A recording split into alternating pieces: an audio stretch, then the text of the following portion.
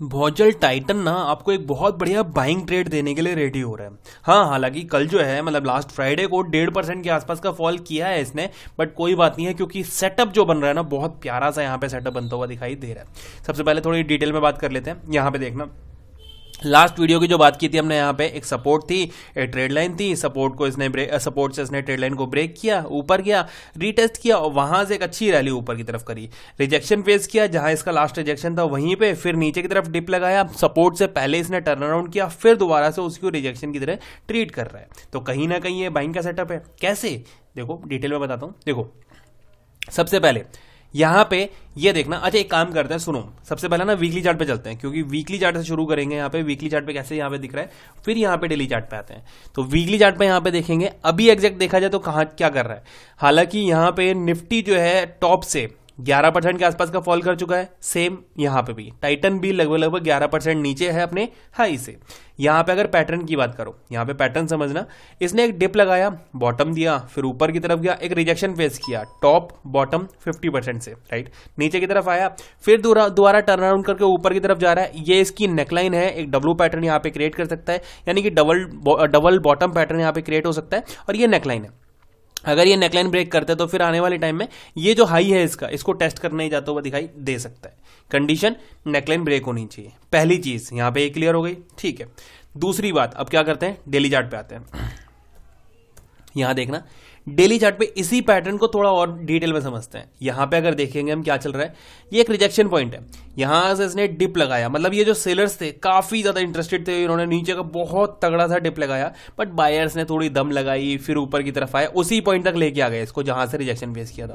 फिर दोबारा सेलर्स आए, दोबारा से फिर से सेलर्स नीचे की तरफ लेके आ गए, पहले वाला जो पॉइंट था वहां से पहले ही, मतलब पहले जो सपोर्ट थी वहीं से फिर बायर्स ने इसे टर्न अराउंड किया, फिर दोबारा ऊपर की तरफ लेके आ गए।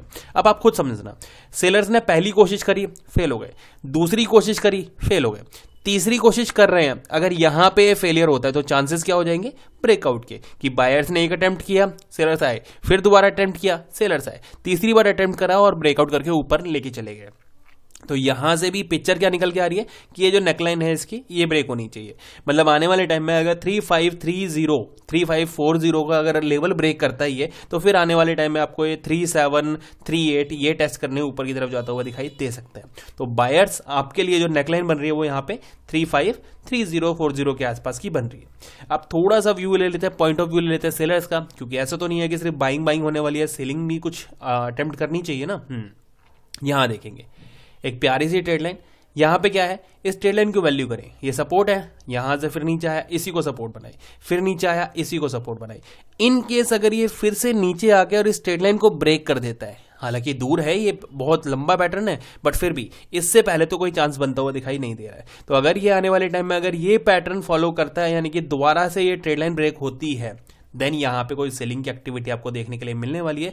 अदरवाइज अभी जहां पे काम कर रहा है यहां पे हमें कुछ नहीं करना है, सर्दियां हो रही हैं, मूंगफली ले लेना और यहां पे शांति से बैठ के खाते रहना और वेट करना, आइदर ये पॉइंट या फिर ये ट्रेड लाइन जो भी ब्रेक करता है हम उसके साइड में यहाँ पे इसमें ट्रेड करने के लिए रेडी हैं।